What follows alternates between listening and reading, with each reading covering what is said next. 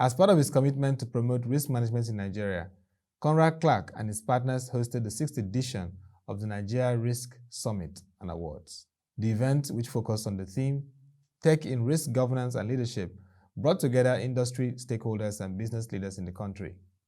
Convener of the summit, Mr. Joachim Adenusi, also known as Oga Risk, emphasized the value of leveraging technology for effective risk management.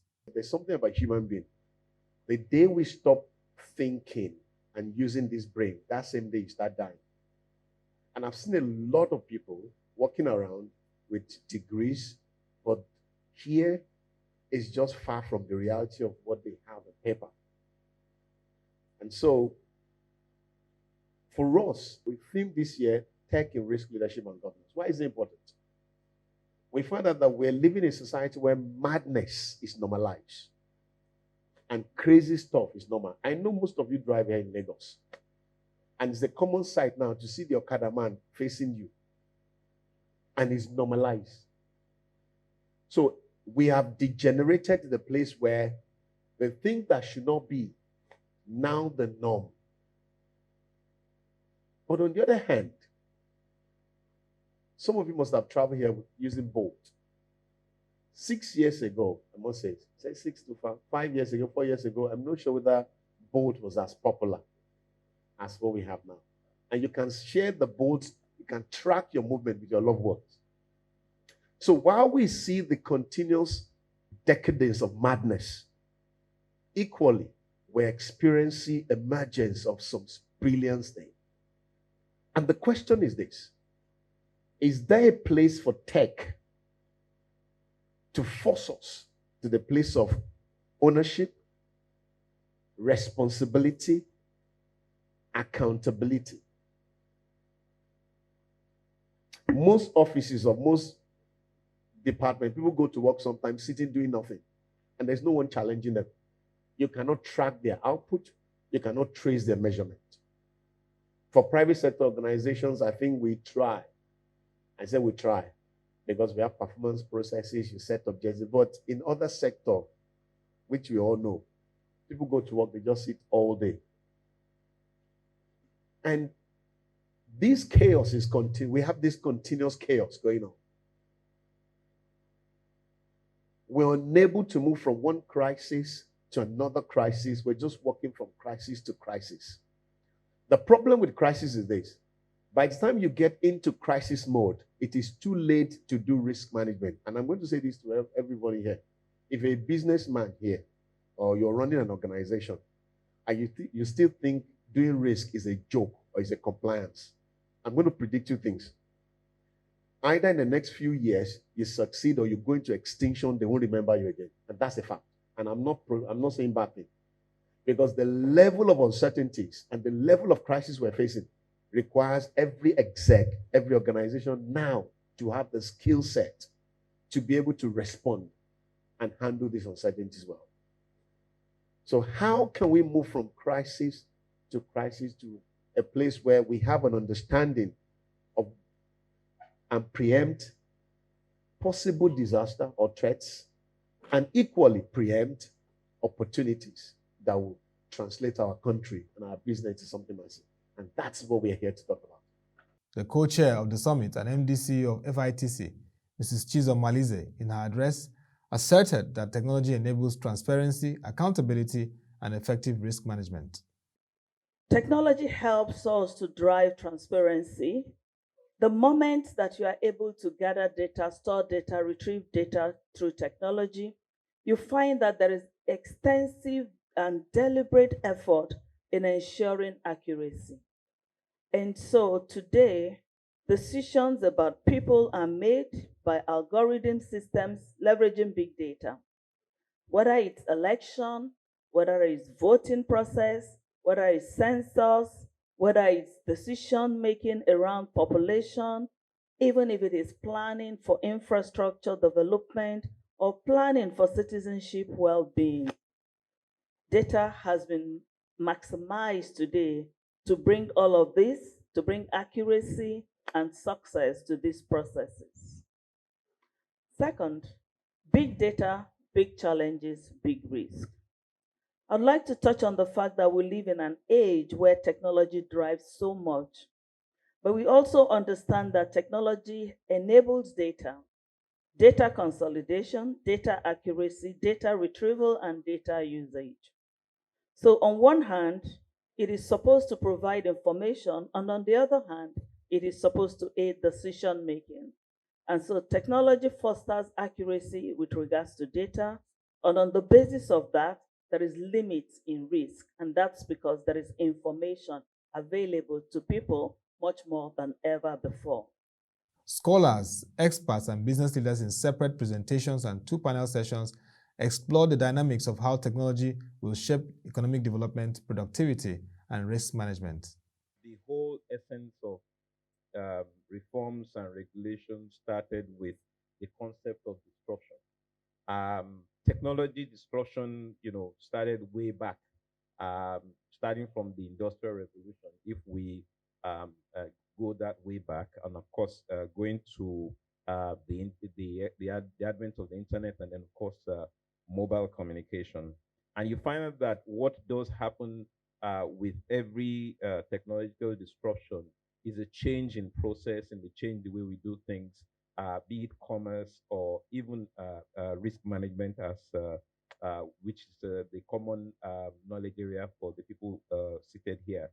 So most businesses that are going to do well or focus, that are aspiring today, know that they should expect one form of disruption, or the other. What should really happen at the end of the day, right, between the regulated and the regulator? In my opinion, and I'm not, again, an expert in risk management, but from a business perspective, I think all business managers are risk managers at the end of the day to some capacity. It's very simple, in my opinion, it's collaboration. The market is moving so fast. There are so many things happening today that if there isn't adequate collaboration and engagement between the regulator and the regulated, a lot of things will not progress, right? Because when you think about it, we really want the same things. What does the regulated want?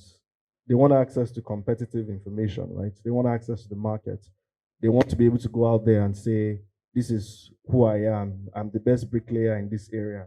All my lines and my tiles are straight from the ground to the wall. Everything is straight. They actually want to make money, right? That's why we're in business. We want to make profits. We want defined mediation structures. If I'm the boss, I'm the guy that plies this particular route. If somebody else comes, what protects me from encroachment, right? I'm a bank. What protects us from encroachment from people who just have money and say, well, you know what, let me go out there and pose like a bank, even though I'm not a bank, collect money from people. So when I, the legitimate bank, come, people then get scared, right? So what are those mediation structures? That's what the regulated people want, right? But it's not really different from what the regulator wants when you think about it. They also want to define operating boundaries. They want to be able to say, look, you know what, this is where you start, this is where you end. To protect two people, to protect you, the industry, essentially, and to also protect people who want to interact with you, the industry. A scenario where you don't have any form of rules, or a scenario where there is really no one to coordinate affairs, coordinate activities, or when people you wipe them into lines and things like that. So what will happen typically in such scenario is chaos, right? So, and when you have chaos, money don't like chaos, right? So if you have chaos, there will be no money, there will be no investment. If there's no investment, that means there's no incentive, right, to encourage innovation, right? Like as Nii mentioned, at the end of the day, when you innovate, when you do business, you want to make money. You want to be able to have something in your pocket and also give some returns to the investors, right? So if you look at it from that chain, it just tells you how important it is to maintain sanity in the space, and that's where regulators come in. Mr. Kola Adeshina, MD CEO of Sahara Power Group, in a special message harped on the need for Nigeria to value data in policies and planning. First, without data, you can't understand how to take a decision. Policy formulation, policy implementation, and even evaluation is dependent on risk. You need data for that as well to be able to understand precisely the number of people involved, what kind of impact do you want to deliver to those people, when do you deliver, how do you measure that impact. Those are all data-driven issues. And with regards to risk as a concept, life is risk. We live with risk every day. So there's always the risk of failure and the risk of success. So it's how do you ensure that you multiply the potential for success and limit the risk of failure. Highlight of the event was the presentation of awards to winners cutting across various categories, with the 2022 Risk Manager of the Year prize going to Mr. Michael Udialo of Mukafo. Joachim Adenusi, Mrs. Chizor Malize, some of the awardees and panelists at the event speak on the value of technology in risk management. Regulation is important so that bad actors don't take advantage of this proliferation of technology in financial services and set up their own solutions that either harvest data or sell the wrong things to customers that are not necessarily protected by regulators. I'm very elated, for this award coming at this time. For me, it's a validation of the depth of hard work done to start to grow risk management in Muka Limited. And I don't take it for granted. I know that there's a lot more to be done, but the little I've put in so far shows that it meets international standards. For people who don't know me, who don't know where I'm coming from, to sit and decide that I qualify for this and to be recognized, I think is a lot more of a motivation for me to do much more. In Savannah Energy Group, risk management is driven by the board all the way down. Savannah Energy operates in different countries in Africa, and in Nigeria in particular, they operate through three entities: AccuGas, Universal Energy, and Savannah Energy Equal Gas Limited. Our risk management approach is enterprise, and it's driven from the board.